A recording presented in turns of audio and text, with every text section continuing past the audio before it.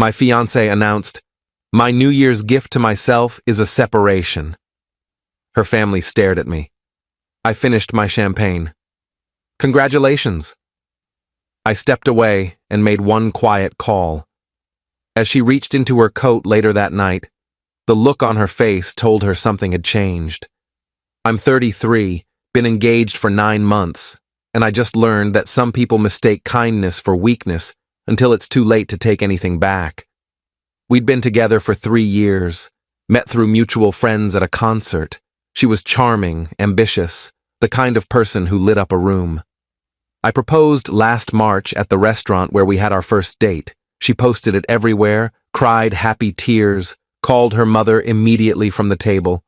The wedding was set for next May. We'd put deposits down on everything: venue, catering, photographer, band. Her parents insisted on paying for most of it. Traditional family. They wanted their daughter to have the perfect day. Things started changing around October. She became distant, less affectionate, more critical. I'd make dinner and she'd point out what I did wrong. I'd plan a date and she'd find reasons it wasn't good enough. Small things at first, then bigger. "You're not ambitious enough." What does that mean? "You're comfortable. You don't push yourself." "I have a stable career. We're planning a future. What else do you want?" "I don't know. More. More." That word started appearing in every conversation. She wanted more excitement, more success, more everything. I couldn't figure out what had changed. We'd been happy, or I thought we had. 2 weeks before New Year's, I found out she'd been talking to someone from her gym, a guy who owned his own business. Real estate developer, made good money, drove an expensive car. She mentioned him casually at first. "There's this guy at the gym who's been giving me career advice." "That's nice." "Yeah. He's really successful. Built his company from nothing." "Good for him." She started going to the gym more, 5 times a week, then 6. She'd come home energized, talking about her workouts, about the people she met there, about him. I asked her directly, "Are you interested in this guy?" "What? No, he's just a friend. You're being paranoid."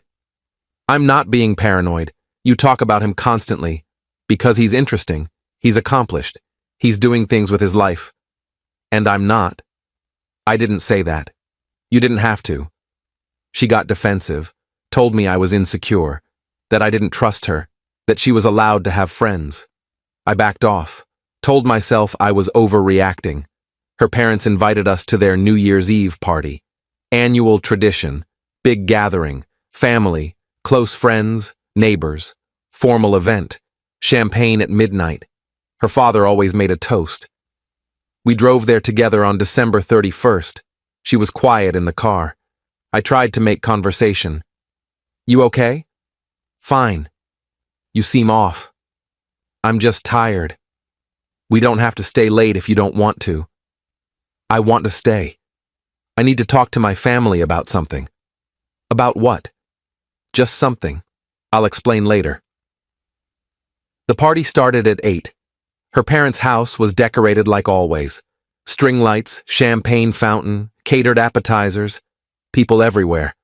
I knew most of them, made the usual small talk. Her mother hugged me, asked about wedding plans. "Everything's on track, venue confirmed, just waiting for the RSVPs to come back. I'm so excited. You two are perfect together." I smiled. Didn't feel perfect. Felt like something was breaking that I couldn't fix. My fiancée spent most of the night talking to her sister. They were in the corner having an intense conversation. I caught pieces of it. Her sister looked shocked, kept shaking her head. My fiancée looked determined. At 11:30, her father gathered everyone in the living room. Time for his traditional speech before midnight. He thanked everyone for coming, talked about the year, about family, about looking forward to new beginnings. And of course, we're thrilled about the wedding in May. To my daughter and her wonderful fiancé. Everyone raised their glasses. I raised mine. My fiancée didn't. She was staring at the floor. Her father noticed. "Sweetheart, everything all right?" She looked up, took a breath. "Actually, I need to say something." The room went quiet. Her mother looked concerned. Now? Yes, now. She turned to face everyone. I've been doing a lot of thinking about my life, about what I want, about my future. I felt my stomach drop, knew what was coming before she said it. My New Year's gift to myself is a separation. Her family stared at me. All of them. Like I'd done something. Like this was my fault. I stood there holding my champagne, feeling 30 pairs of eyes on me. I finished the glass in one swallow, set it down carefully, looked at her. Congratulations, her mother gasped. What are you talking about? My fiancée kept her eyes on me. I need space. Time to figure things out. We're postponing the wedding. Postponing or canceling? I don't know yet. Postponing for now. And you decided to announce this at your parents' New Year's party, in front of everyone? I needed to be honest. I couldn't start another year living a lie. A lie. Right. Her father stepped forward. Son, maybe we should talk about this privately. There's nothing to talk about. She's made her decision, in front of all of you, very publicly. I looked at my fiancé. Anything else you want to announce while everyone's here? Don't be like that. Like what? Surprised? Humiliated? Pick one. Her sister tried to intervene. Maybe everyone should just calm down. I'm very calm. I pulled out my phone. Excuse me, I need to make a call. I walked out to the backyard. Cold air hit me like a slap. I dialed my brother. He answered on the second ring. Hey, happy almost New Year. I need you to do something for me. What's wrong? She just announced she wants a separation at her parents' party, in front of everyone. You're kidding. I wish. Listen, remember those papers I had you hold on to? The prenup stuff? Yeah, I need you to file them first thing after the holiday. And I need you to contact our lawyer about the joint accounts. You want to freeze them? I want to protect what's mine. She blindsided me. I'm not giving her the chance to do it financially, too. Got it. I'll handle it. You okay? No, but I will be. I hung up, stood there for a minute, heard the countdown starting inside. 10, 9, 8. Everyone cheering. 7, 6, 5. New Year coming. 4, 3, 2. Everything changing. 1. Fireworks in the distance. I walked back inside. My fiancée was hugging her mother. Her father was opening more champagne. Her sister saw me and looked away. I grabbed my coat from the closet. Where are you going? I looked at my fiancé. Home. You're home now. I'll be out by the weekend. You don't have to leave tonight. Yeah, I do. Can't stay somewhere I'm not wanted. That's not fair. None of this is fair. But it's happening. I pulled on my coat. Enjoy your separation. Hope it's everything you wanted. I walked out, got in my car, drove home, our apartment, not our anymore, just a place I needed to pack up and leave. Update 1, I didn't sleep that night. Sat on the couch until sunrise. Started making lists. What was mine? What was hers? What we'd bought together. How to divide 3 years of a life I thought we were building together. My brother called at 8 a.m. Lawyer's office opens at 9. I'll meet you there. Thanks. You holding up? Barely. The lawyer was someone I'd consulted before we got engaged. I'd wanted a prenup. My fiancé had been offended, said it meant I didn't trust her, didn't believe in us. I'd dropped it to keep the peace, but I'd kept the paperwork, just in case. The lawyer reviewed everything. You're not married yet, so this is simpler than a divorce, but you have joint accounts, joint lease, shared assets. I want to separate everything, immediately. She'll have to agree to that. She announced our separation in front of 50 people. I don't think she'll fight me on splitting assets. Maybe, but women who want separations sometimes change their minds when they realize the financial impact. Then she should have thought of that before humiliating me publicly. We spent 3 hours going through documents, joint checking account, savings account, credit cards in both names, the lease on our apartment, everything. I recommend freezing the joint accounts until you both agree on a split. Do it. When do you want to tell her? Today. She'll figure it out fast enough. I went home, started packing, my clothes, my books, my electronics, personal items, things I'd brought into the relationship. Took me 4 hours to box up my life. Called a moving company. They said they could come Monday morning.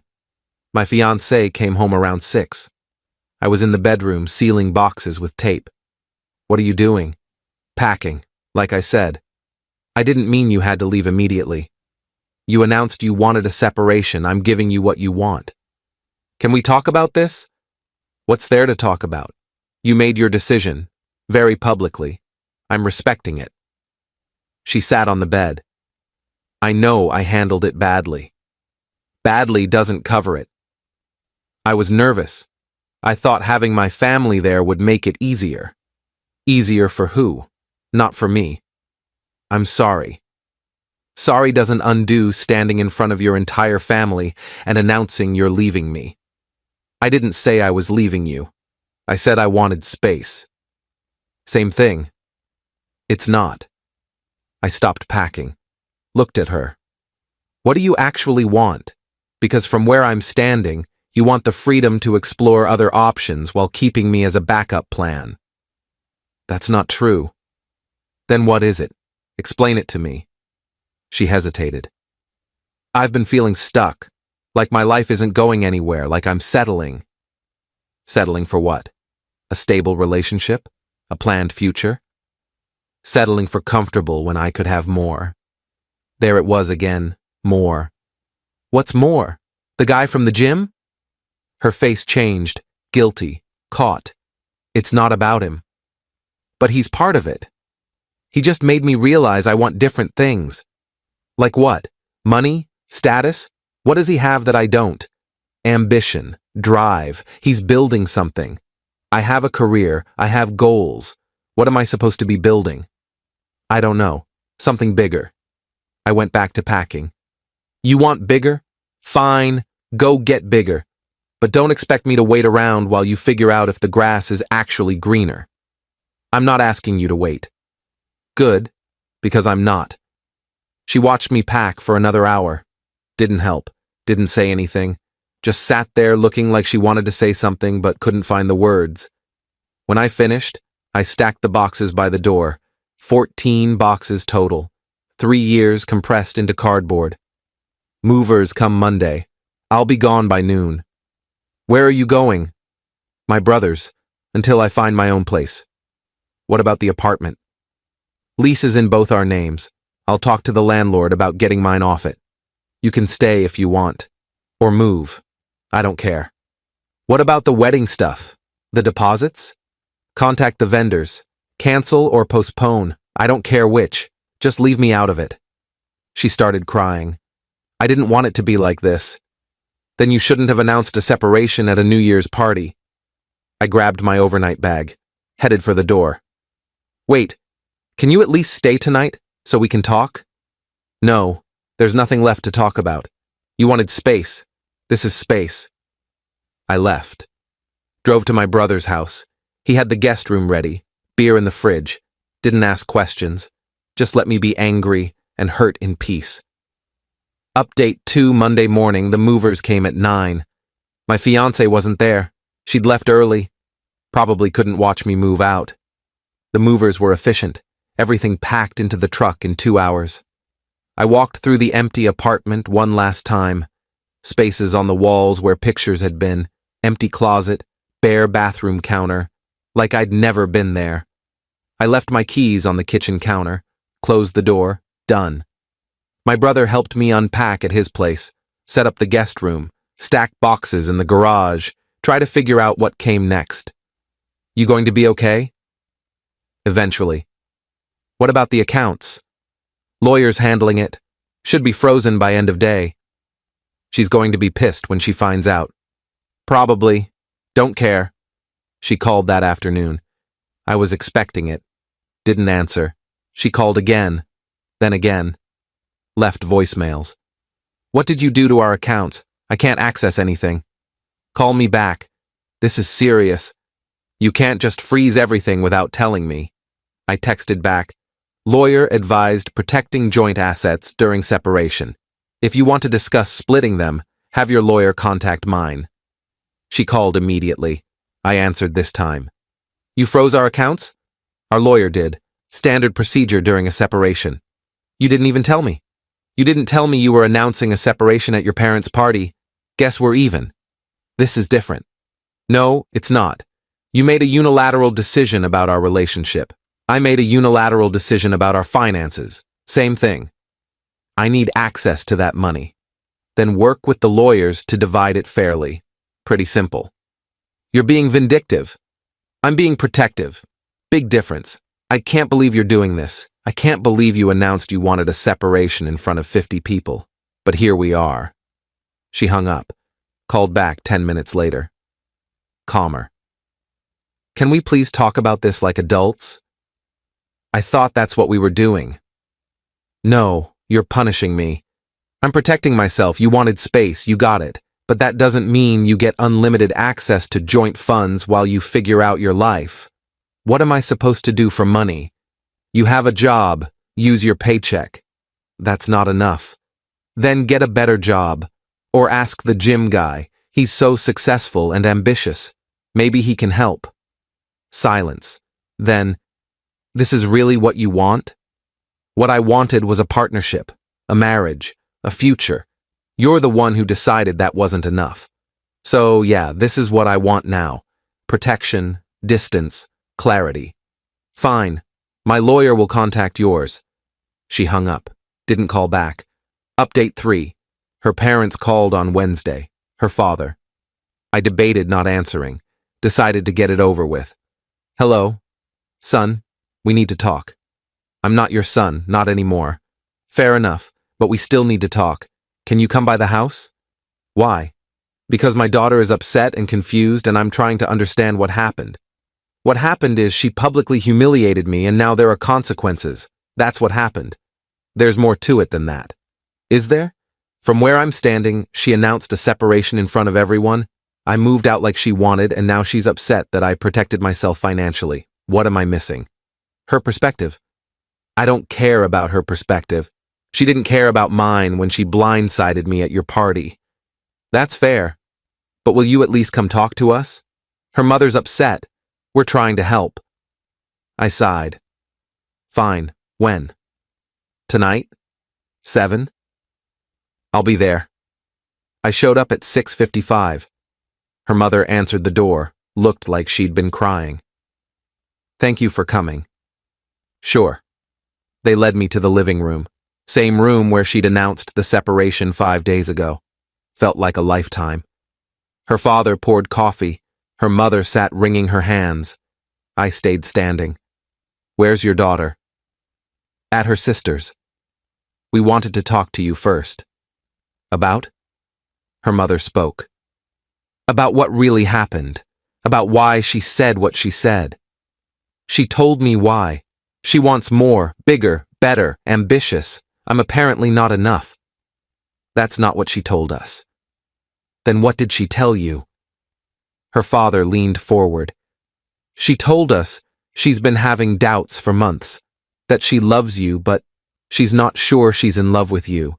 That she met someone who made her question everything. The gym guy.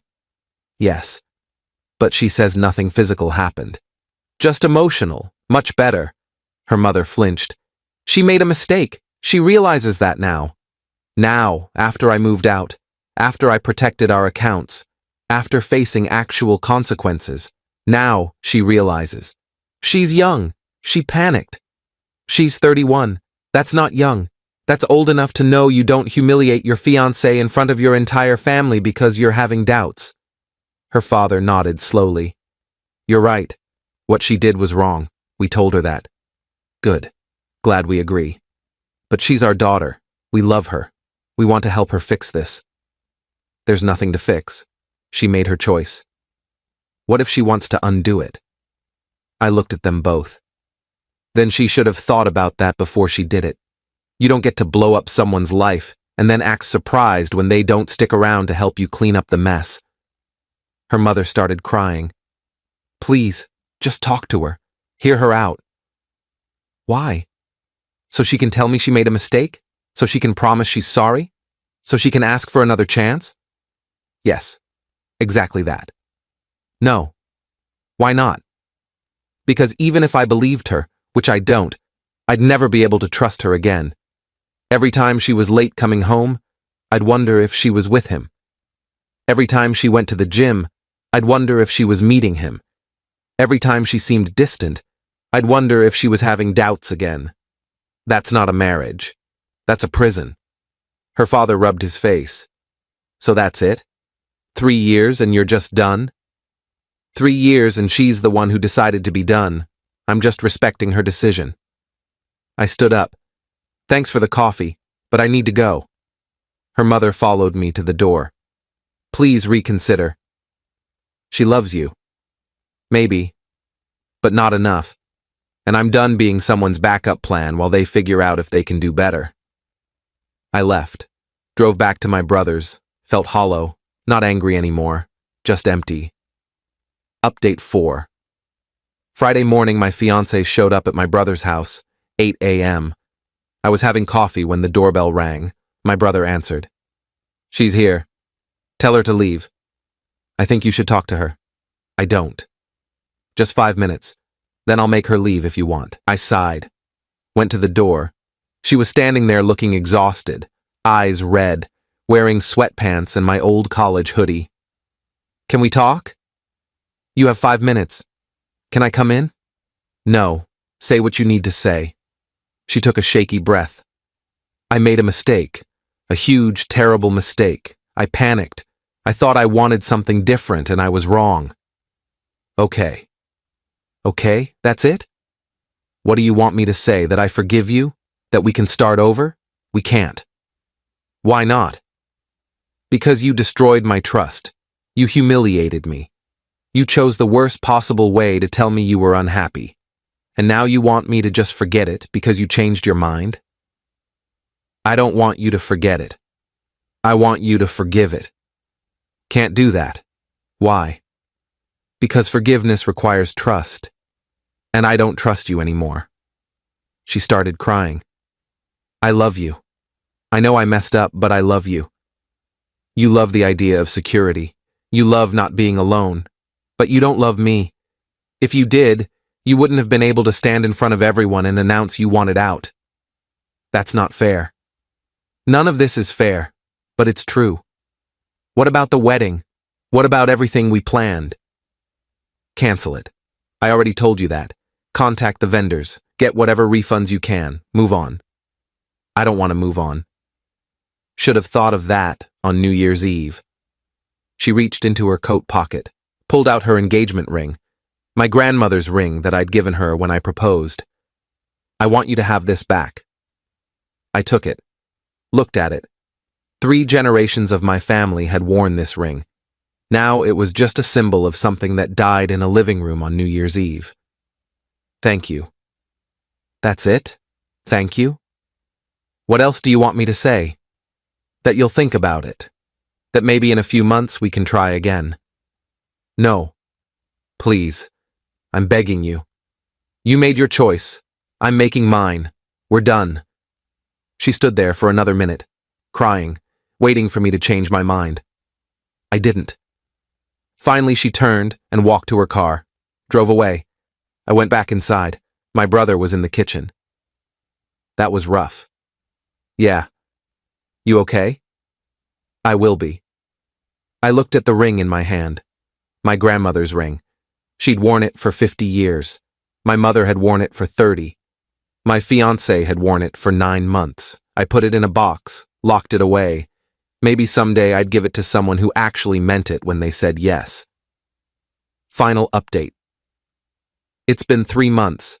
The wedding is officially canceled. Lost about $15,000 in deposits. Split it with her parents. They insisted on paying their share even though I told them they didn't have to. Her mother sent me a card last week, apologizing, saying they missed me, saying they'd always considered me family. I didn't respond. Not because I'm angry, just because there's nothing to say. My ex-fiancée tried to reach out twice, once through her sister, once through a mutual friend, both times asking if I'd be willing to talk. Both times I said no. I found out through friends that she and the gym guy dated for about a month after we split. Turns out he wasn't as interested once she was actually available. He was the kind of guy who liked the chase. Once there was no challenge, he lost interest. She's apparently miserable. Her sister told my brother, who told me. She regrets everything. Wishes she could take it back. Knows she destroyed the best thing in her life. Part of me feels bad for her. Small part. The rest of me remembers standing in that living room surrounded by her family while she announced she was leaving me. Remembers packing up 3 years of my life into 14 boxes. Remembers sleeping on my brother's couch because I didn't have anywhere else to go. I'm in my own apartment now. Small place, 1 bedroom. But it's mine. No shared accounts, no joint lease. No wondering if the person I'm building a life with is going to decide it's not enough. I'm not dating, not ready, maybe not for a while, but I'm okay with that. The ring is still in its box. Maybe I'll pass it to my brother if he ever proposes to his girlfriend. Or maybe I'll save it for a niece or nephew someday. Either way, it won't go to someone who thinks love is a backup plan. My quiet call that New Year's night protected me. Not just financially, emotionally. It was the moment I decided I was worth more than being someone's safety net while they looked for something better. She reached into her coat that night weeks later and pulled out a ring she no longer had the right to wear. The look on her face told her something had changed. But it wasn't the ring or the accounts or the apartment. It was me. I'd changed. Finally learned that the worst thing you can do is let someone treat you like an option while you treat them like a priority.